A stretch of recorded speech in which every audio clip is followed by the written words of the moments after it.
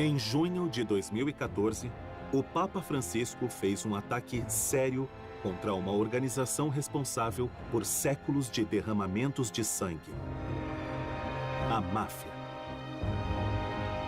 Eles não estão em comunhão com Deus, estão excomungados. A excomungação dos mafiosos foi um choque por todo o mundo. A última vez que um papa atacou a máfia, bombas explodiram por diversas igrejas italianas. Os mafiosos são muito religiosos, mas neste filme vamos mostrar como também são extremamente cínicos pela maneira que usam a religião para justificar o poder. E o motivo pela qual saem impunes nisso é porque por décadas houve um casamento por razões políticas que mantiveram a máfia e a igreja juntas. Qual o resultado deste casamento profano? Os mafiosos tomaram controle de festivais religiosos. Homens que usavam mantos agiam juntos com homens honrados. O Banco do Vaticano lavou o dinheiro da máfia. Padres foram assassinados por ir contra os crimes dos chefes da máfia. Meu nome é John Dick, e eu passei 15 anos estudando o crime organizado italiano. Agora, estou investigando o que liga a máfia com a Igreja Católica e o que é necessário para cortar essa ligação.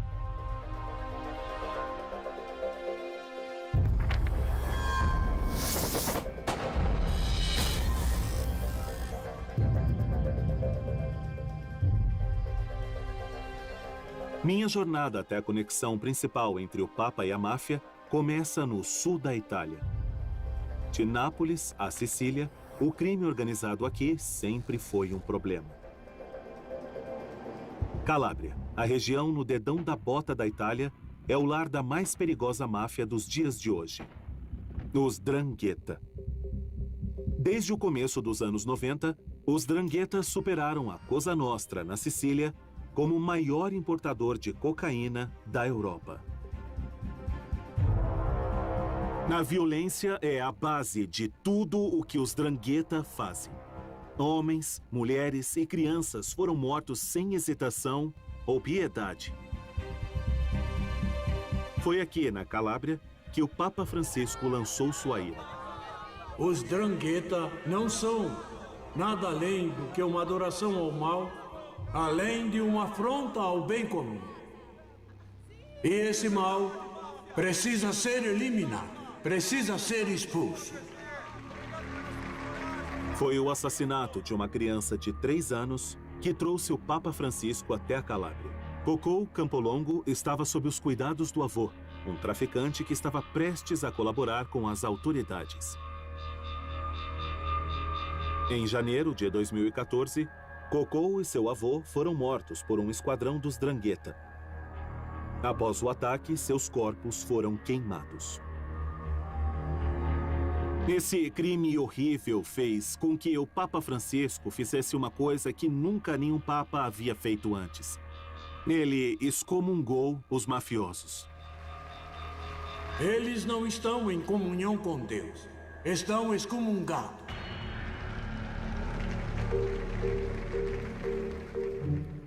Excomungação é uma ferramenta antiga que o Papa e seus bispos usam para censurar quem cometeu crimes graves contra a fé ou a vida. Tentar matar o Papa ou quebrar o segredo da confissão pode te excomungar. Martin Luther e Galileu foram excomungados por heresia. Recentemente, médicos que praticam o aborto receberam a mesma punição. Os inimigos políticos do papado também foram alvos. Napoleão e os comunistas, por exemplo. E até mesmo toda a Veneza na Idade Média. Quando você é excomungado, você não pode mais receber a hóstia nem os laços sagrados do casamento, além de ter um enterro pela igreja negado. Você está a caminho do inferno. E a única maneira de evitar a danação é se arrepender e conseguir a absolvição de um bispo.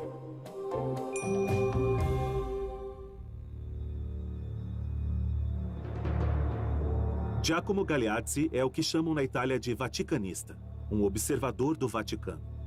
Ele estava lá quando o Papa Francisco fez sua homilia. E ficou claro para ele que o Papa não falou apenas dos mafiosos. mas também de padres. Eu percebi que os padres presentes ficaram confusos, porque eu acho que estavam com medo que, de alguma forma, isso iria dividir sua comunidade. De agora em diante, nenhum padre, nenhum bispo poderia dizer "eu não sabia". O clero não vai mais poder estar no limite em que se pode desviar o olhar e ignorar de onde é que vem o dinheiro da cesta. E isso aconteceu em diversos pontos sul pelo mundo, não apenas no sul da Itália, mas na América do Sul e o tráfico de drogas, por exemplo.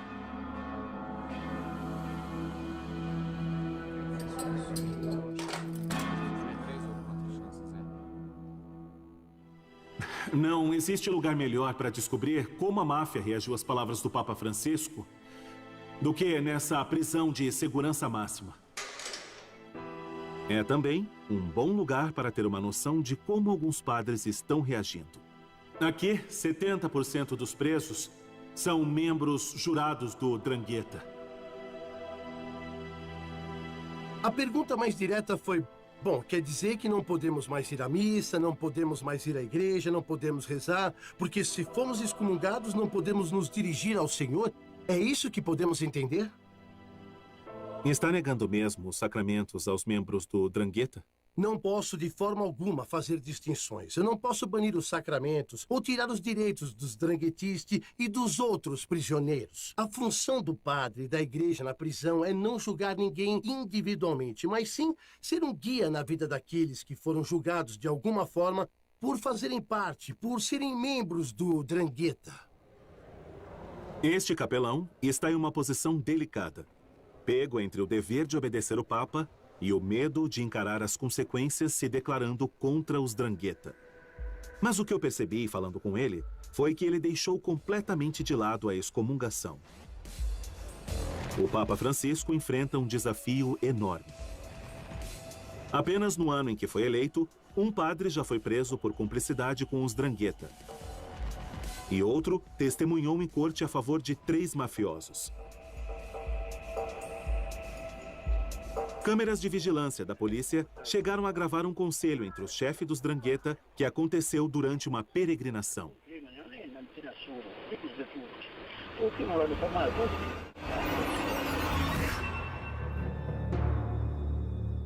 Homens representando chefes de todo o mundo foram ao santuário em Pose para cumprimentar o chefe local e beijar seu anel. Esse é um gesto de submissão, uma maneira de reconhecer quem é o chefe. Levou um século e meio para que um papa excomungasse a máfia.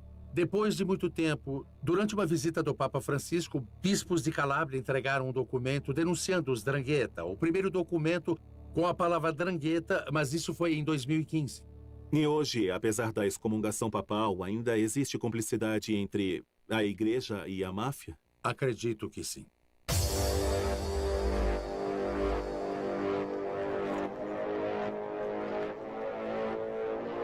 Na minha opinião, as raízes dessa cumplicidade estão na Sicília. Aqui ao lado da Cosa Nostra, tradicionalmente a máfia mais poderosa da Itália. De extorsão até tráfico de heroína aos Estados Unidos, a máfia siciliana passou mais de 150 anos como líder no mercado do crime. Seu poder está principalmente em matar com impunidade. Estar aqui me faz lembrar dos crimes mais selvagens da Cosa Nostra na década de 80, onde centenas morreram numa guerra entre a máfia, deixando seus corpos queimando nas ruas, enterrados no concreto, jogados no esgoto ou decepados e espalhados.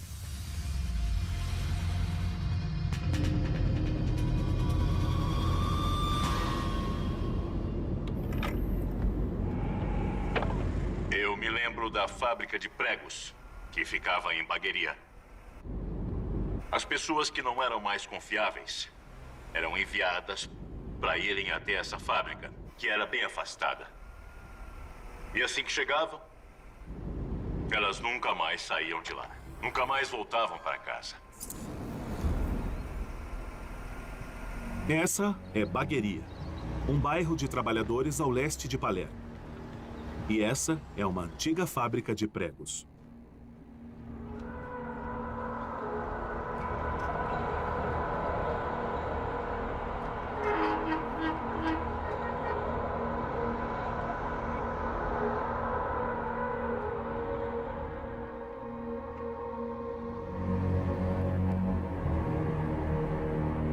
Eu já ouvi falar desse lugar, apesar de nunca ter vindo aqui. E talvez seja pelo que eu li, ou pelo cheiro de lixo queimando ali no terreno, mas eu não me sinto bem. Aqui era onde o Cosa Nostra fazia seus problemas desaparecerem.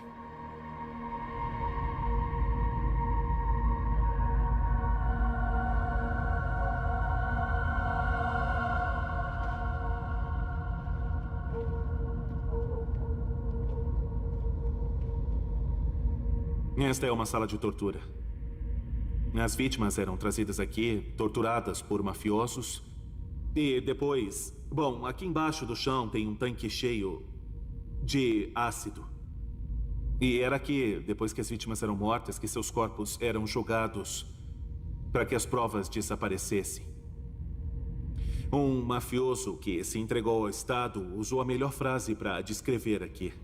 Ele chamou de Cosa Nostra, o campo de extermínio.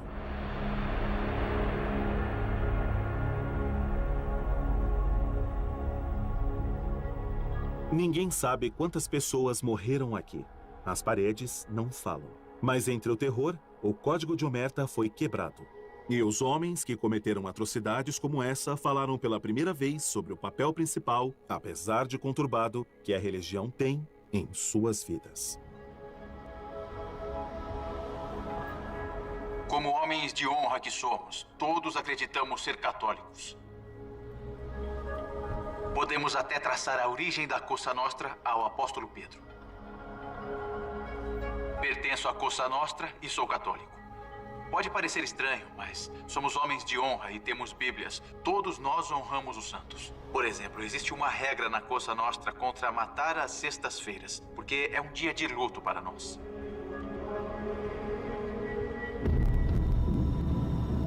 Um homem, em específico, era tão devoto à sua Bíblia como para sua arma. Ele cometeu seu primeiro assassinato em 1983, quando tinha apenas 24 anos. Quando ele foi preso, apenas alguns quilômetros daqui, ele virou uma das pessoas mais ricas e mais poderosas da Cosa Nostra. Essa casa pertencia ao chefe da máfia, Pietro Alieri, que gastou mais da metade da sua vida fugindo da lei. E esse era um de seus vários esconderijos aqui. Bom, como vocês podem ver, ele está caindo aos pedaços, porque faz anos que ninguém entra aqui. Na verdade, ninguém nunca filmou.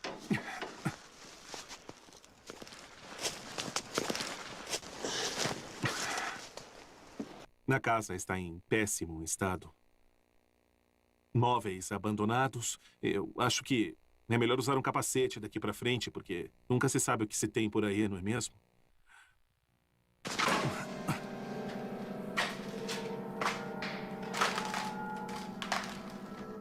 Pela bagunça e os destroços aqui, eu acredito que podemos crer que foi abandonado às pressas.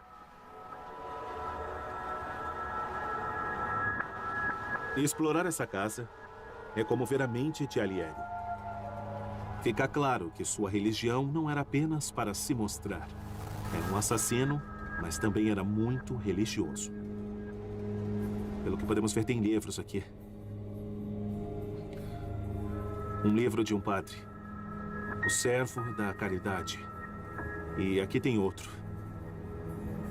Está dentro de uma caixa. O livro da liturgia. Orações. Eu acho que esse é o tipo de livro que um padre com certeza teria. Alieri foi educado em um seminário e é evidente que, para ele, uma vida fugindo não significava uma vida sem fé. Isso é interessante. São 2 Cristos idênticos e também um rosário. É mesmo estranho pensar que esse cara era um mercenário da morte e vivia assim, cercado por essas imagens que eram religiosas. E, inclusive, quando ele foi preso, a polícia o encontrou em um esconderijo que era uma capela completa, com 4 padres que estavam lá para rezar uma missa. Um desses padres foi preso.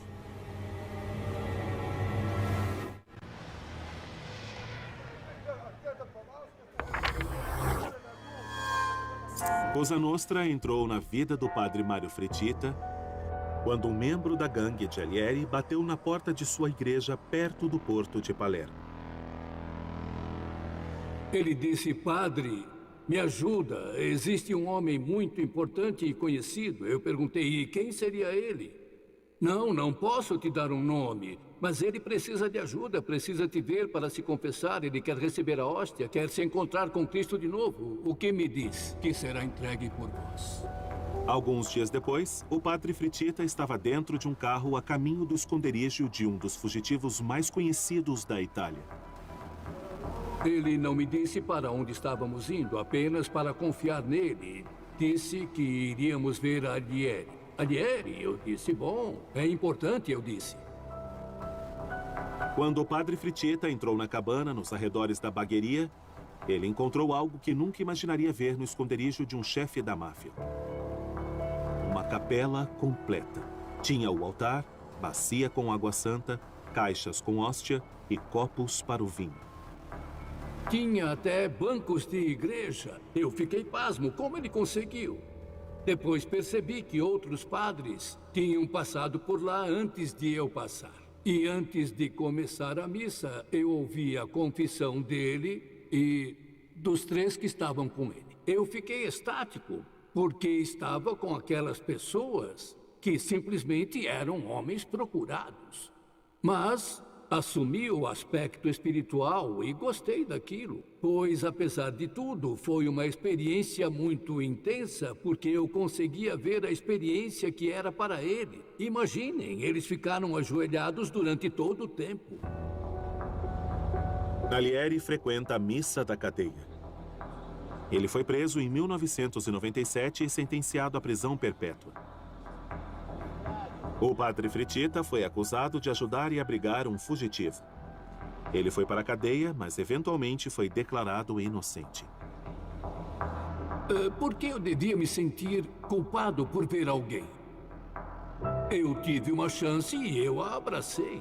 Eu não tenho negócios com a máfia, até digo que isso não me interessa.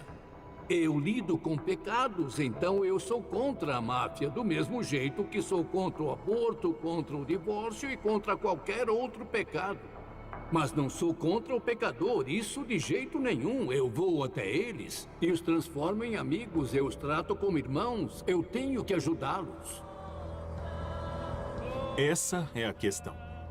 É difícil negar que padres como o padre Fritita estão fazendo a coisa certa de acordo com a doutrina católica, cuidando dos pecadores e tentando levá-los ao caminho certo. Mas quando se trata da máfia, essa visão entra em um conflito direto da igreja e sua responsabilidade com a sociedade. Quando Pietro Alighieri foi preso, ele virou um estudante de teologia e decidiu que nunca iria cooperar com as autoridades, permitindo que seus cúmplices pudessem continuar matando e traficando drogas. E o pupilo de Fritita, como era chamado, seguiu seus ensinamentos. O que importa não é se arrepender aos olhos do homem, mas aos olhos de Deus. Senhor Scapinato, em sua carreira, o senhor questionou muitos mafiosos de diversos tipos e posições. Qual sua opinião sobre a religiosidade deles? Para os mafiosos, a irmandade e a família são muito mais importantes do que a sociedade. Um mafioso vai pegar certos aspectos da cultura católica, como a noção do arrependimento moral, sexual, valores familiares, e colocá-los com Deus e a religião à sua maneira.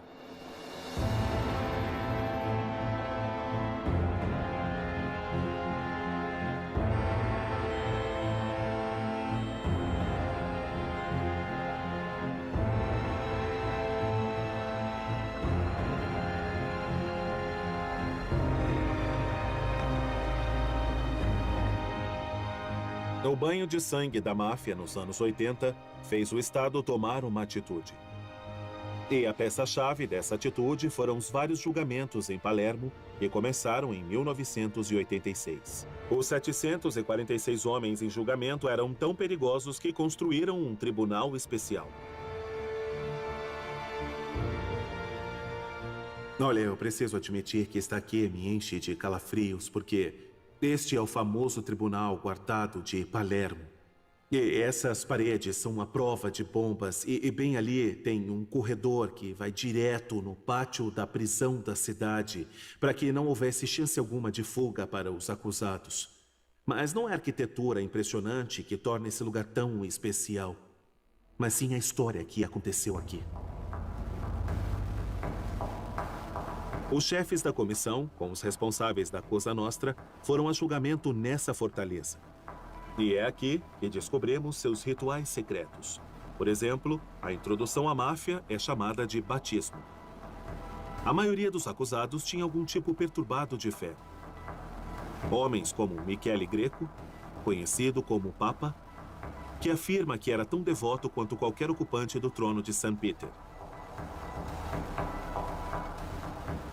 Quando os juízes saíram para decidir o veredito, ele proferiu uma estranha bênção. Eu desejo a paz e a serenidade a cada um de vocês, senhor presidente. Desejo paz a todos vocês, porque a paz significa serenidade e a serenidade é ter paz em espírito e em consciência. Desejamos o mesmo ao senhor. Por favor, me escutem. Eu preciso lhe dizer isso, senhor presidente. A serenidade é fundamental para qualquer um tomar uma decisão. Não são minhas palavras, são as palavras de nosso Senhor.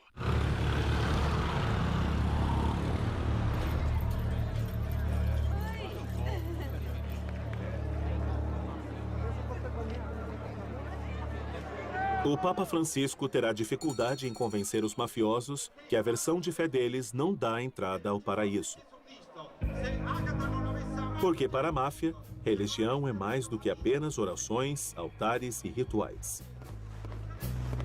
Todo mês de fevereiro, milhões de pessoas se juntam na cidade ao leste da Sicília, em Catânia, para o Festival de Santa Ágata. O festival traz fogos de artifício e a tradicional carne de cavalo para comer. Alguns adoradores mostram sua devoção carregando velas enormes.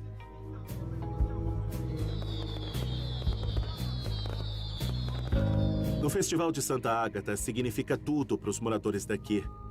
Mas ele também significa muito para a máfia. É claro que os chefes da máfia também gostam quando tem muito dinheiro trocando de mãos. Mas para eles o festival representa uma oportunidade imperdível para mostrarem seu poder e exigirem também o seu respeito. O chefe de polícia, o investigador Antônio Salvago, anda monitorando as atividades da máfia no festival por anos. Existem muitos grupos da máfia em Catânia. E para um deles ter o poder de fazer uma procissão em um lugar específico, é uma maneira de mostrar que ali e agora ele controla. Ele controla toda a cidade.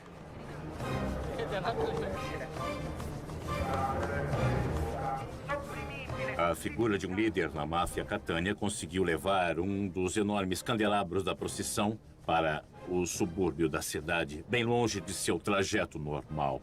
E isso foi uma clara demonstração de poder. Isso foi para demonstrar o domínio da gangue Santa Paola Ercolano em uma parte da cidade que era dominada especificamente por uma gangue que era rival.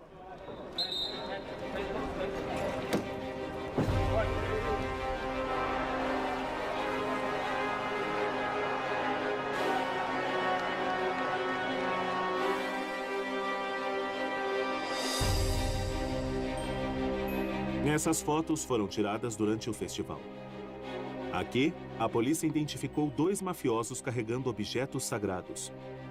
E nessa daqui, inclusive um dos mafiosos conseguiu subir na carruagem no lugar que geralmente é ocupado pelo padre. Isso mostra que o Festival de Santa Ágata, o terceiro maior evento desse tipo no mundo, se tornou o primeiro a ser visto tendo alguma ligação com a máfia. Durante o período da sua investigação, o senhor teve a oportunidade de conversar com o bispo de Catânia. O que ele contou exatamente ao senhor? No julgamento, não recebemos uma resposta clara do bispo de Catânia. O bispo Bomarito, ele não conseguiu dar uma resposta com clareza. Eu acho que foi porque naquela época a igreja não dava o devido valor, não dava o mínimo valor para o grande problema que todos enfrentavam, que era dos grupos da máfia usarem o festival religioso, esse nosso festival, para mostrar sua autoridade.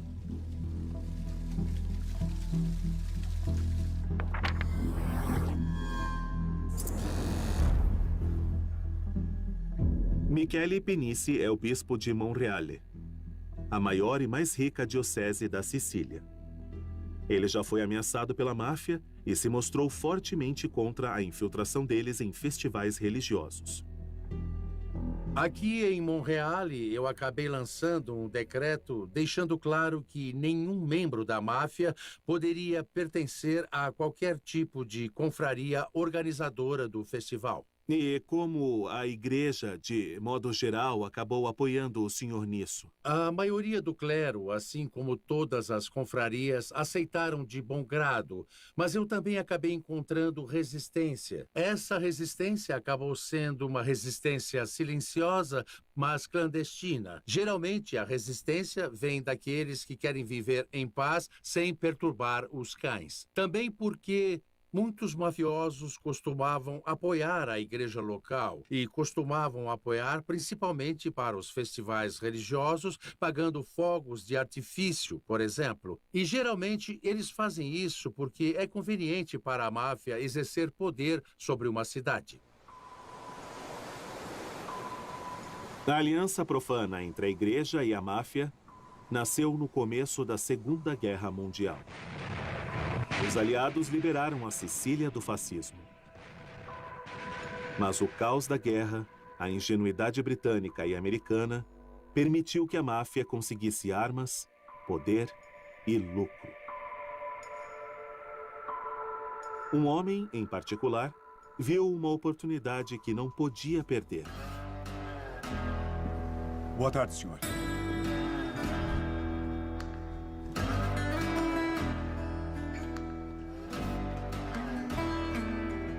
Michele Navarra foi um chefe da máfia e também um médico militar. Ele se dava tão bem com os aliados que acabaram fazendo um acordo exclusivo com ele para usarem antigos veículos militares e começar uma empresa de ônibus. Hoje em dia, essa empresa ainda é a maior em toda a Sicília. Na verdade, é que roda entre Palermo e a cidade natural do Dr. Navarra, Corleone.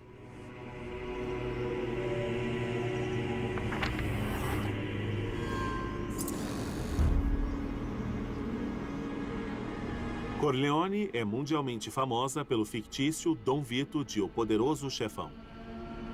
Mas na Itália, é mais conhecida por ser o lar da família mais sanguinária da Cosa Nostra. Quando a Segunda Guerra Mundial acabou, Michele Navarra ficou no comando por aqui.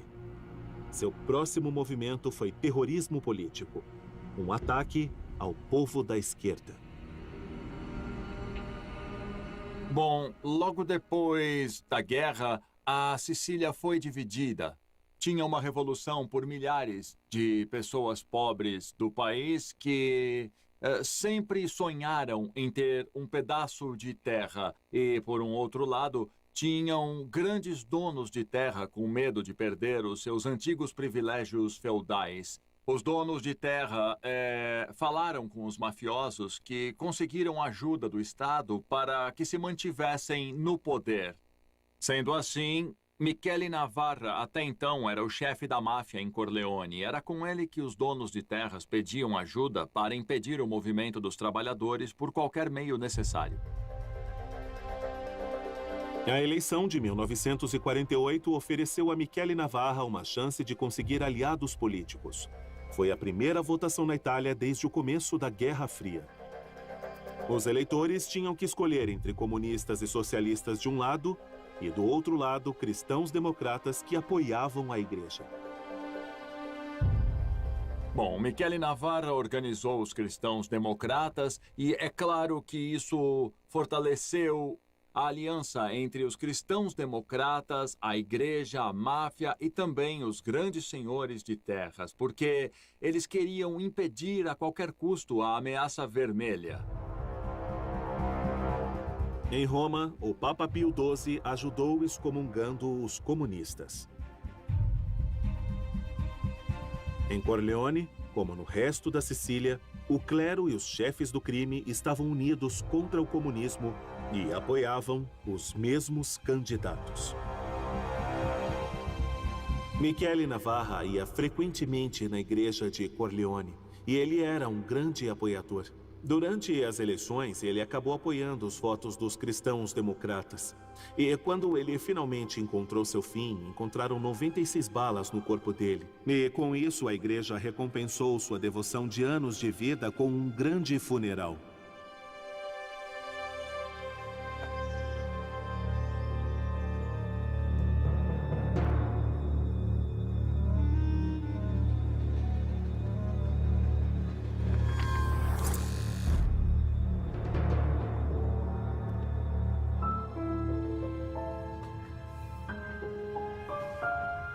A igreja e a máfia da Sicília foram parceiros por toda a era da Guerra Fria.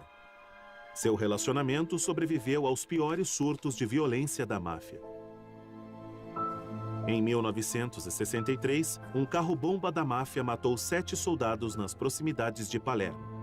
O Vaticano exigiu que o cardeal de Palermo agisse, mas o cardeal Ruffini recusou. Ele descreveu os mafiosos como trapaceiros comuns e irritado que nenhum deles ia à igreja.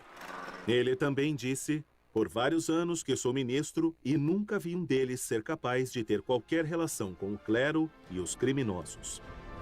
Ele errou.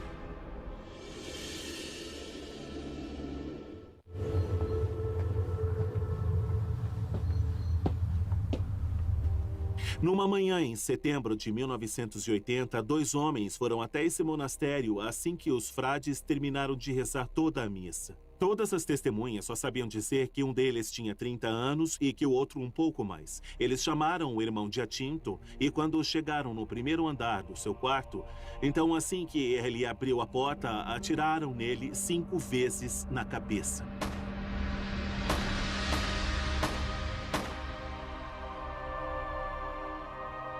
Esse, com certeza, foi o assassinato que abriu uma porta para um padrão sinistro ligando a máfia, a política e também a igreja.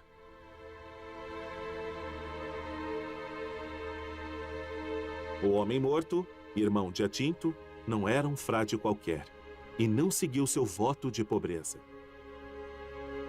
Francesco Nicastro foi o primeiro jornalista na cena do crime. Ele tinha um estilo de vida de uma pessoa rica, não como o de seus outros irmãos frades. Ele tinha roupas que eram costuradas sob medida, tinha perfumes franceses, garrafas de uísque, uma pistola e também 4 milhões de liras em dinheiro, o que era considerado muito dinheiro para aquela época. O irmão Giacinto tinha uma série de contatos com políticos, com gente da sociedade, mas, acima de tudo, ele tinha contato com pessoas da máfia.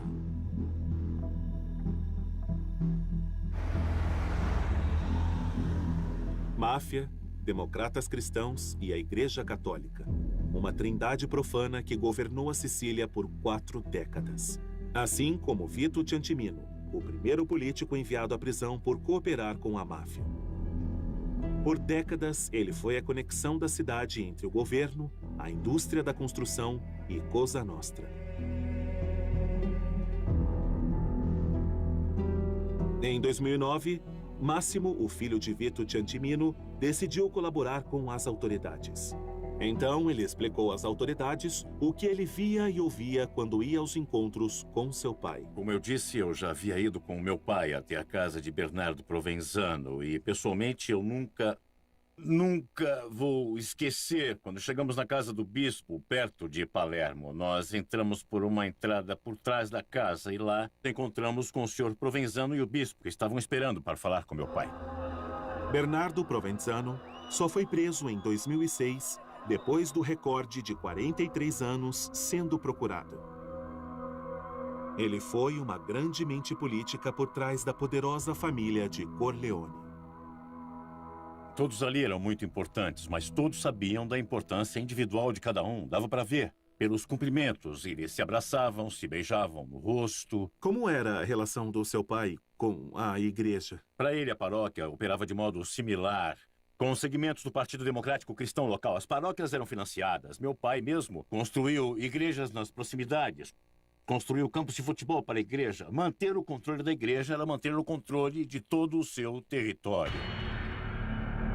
A influência de Vito Ciantimino alcançou até Roma. De acordo com seu filho, o político favorito da máfia ia até lá todo mês para depositar dinheiro sujo no IOR, o Banco do Vaticano. O Banco do Vaticano simplesmente não tinha regras quanto à transparência. O banco não dava informações. Eu, pessoalmente, vi muito dinheiro circulando nos cofres e contas do Vaticano. E eram transações financeiras para pagar subornos para políticos e homens ligados ao mundo da máfia. Alguns questionaram se Máximo Ciantimino era uma testemunha confiável. Mas os promotores acharam confiável. Afinal de contas, se tratando do dinheiro da máfia, o Banco do Vaticano daria um jeito. Na verdade, foram vários escândalos referentes ao Banco do Vaticano que uma das primeiras iniciativas do Papa Francisco quando chegou na Praça St. Peter foi ordenar uma limpeza completa em suas operações. Em 2015, o Banco do Vaticano encerrou atividades com 750 clientes e estão aumentando a segurança de todo o banco.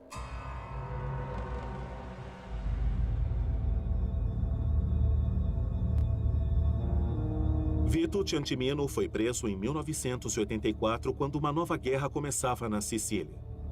Os clãs mais poderosos da máfia decidiram tomar controle da Cosa Nostra. Durante uma década sangrenta, mais de 1000 pessoas morreram. Chefes da máfia, soldados e parentes foram brutalmente assassinados, enquanto os Corleonesi exterminavam seus rivais. E quando alguém tentava ir contra a máfia, também viravam alvos. Fossem eles juízes, policiais, políticos, médicos, jornalistas e políticos honestos seriam mortos. Finalmente, em 1992, os chefes do crime decidiram se livrar de 2 dos seus mais temidos inimigos. Os juízes contra a máfia que eram responsáveis por levar centenas de mafiosos à justiça, Giovanni Falcone e Paolo Borsellino.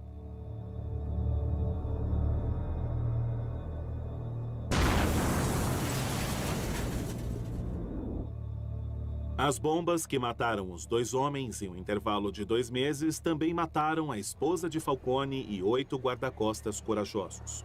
A Cosa Nostra nunca havia atacado o Estado com tanta brutalidade explícita. Os sicilianos se cansaram. E com o fim da Guerra Fria, a consciência da igreja começou a agir.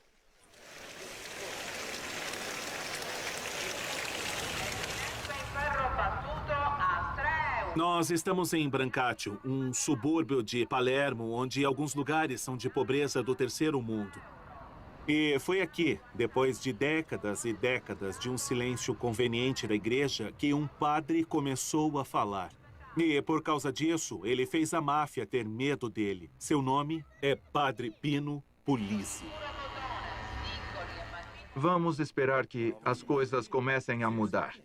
Existem muitas crianças aqui dentro da nossa comunidade e algumas delas estão presentes aqui hoje. Elas estão aprendendo que a vida não é feita só de pobreza e de violência.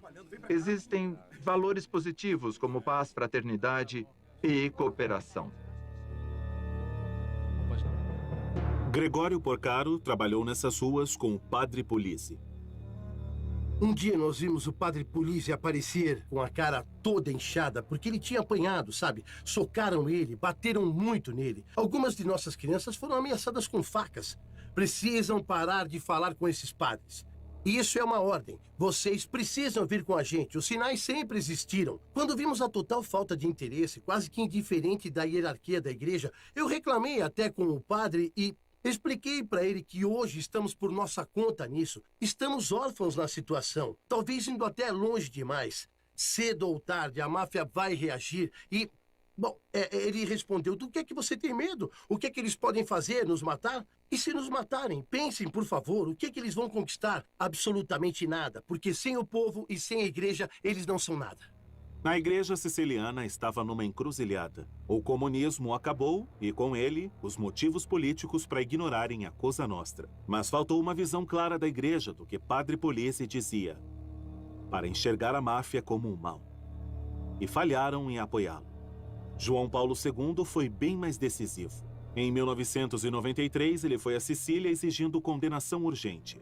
Foi o primeiro papa a mencionar a palavra máfia. Deus disse a todos: não matarás.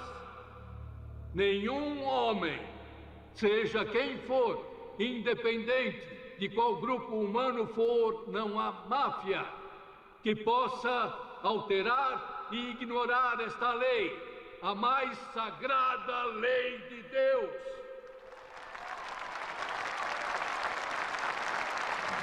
Eu digo aos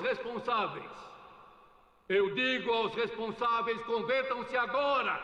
Um dia o julgamento de Deus virá.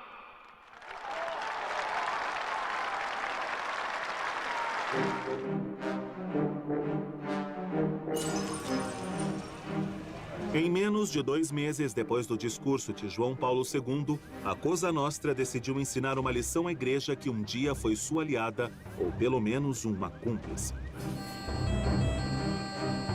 Bombas explodiram do lado de fora das 2 e mais importantes igrejas de Roma. 2 meses depois, a máfia matou Dom Pino Pulici.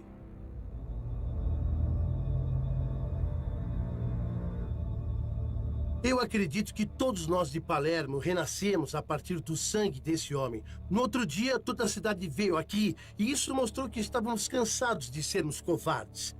Cansados do abuso de poder, da arrogância, cansados da violência. E mostrou que a máfia realmente errou. Eles acharam que tinham silenciado eles, mas só libertaram a fúria da cidade. Palermo é nossa e não da Cosa Nostra! Palermo é nossa e não da Cosa Nostra! E não da Cosa Nostra!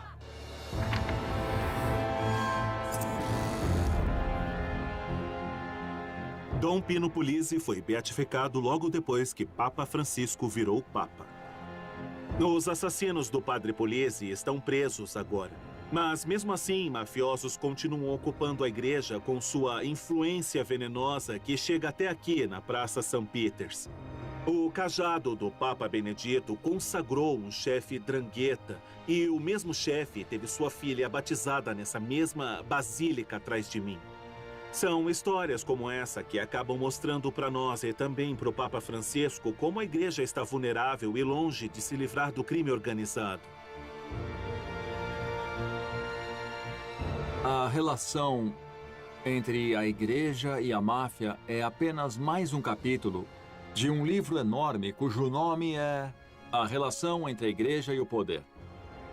Por exemplo, em 1929, o Pio XI assinou a concordata com o Estado fascista. Todos conhecem a natureza do fascismo. Quando a Igreja católica assinou a concordata com a Alemanha de Hitler em 1933, a personalidade antissemita da política do Führer era extremamente clara. Então, quando João Paulo II foi ao Chile, ele apareceu na sacada do palácio do então general Pinochet. E todo mundo sabia o que Pinochet havia feito. Então, a relação entre a igreja e a máfia é relevante para os católicos bem longe do sul da Itália. Mudanças no relacionamento da igreja com o poder nessa área, em particular da Itália, significa mostrar um grande exemplo para as relações entre a igreja e o poder em outras partes do mundo.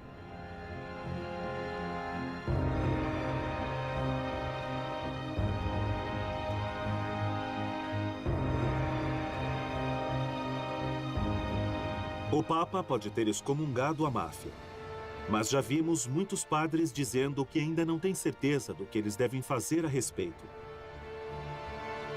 O fato agravante é que a igreja pode fazer uma grande diferença quando se trata em combater a máfia. Por exemplo, em 1993, quando João Paulo II condenou a Cosa Nostra, diversos mafiosos decidiram renunciar suas vidas no crime e confessar tudo às autoridades. E, graças a esses testemunhos, promotores conseguiram atingir o coração do sistema da máfia.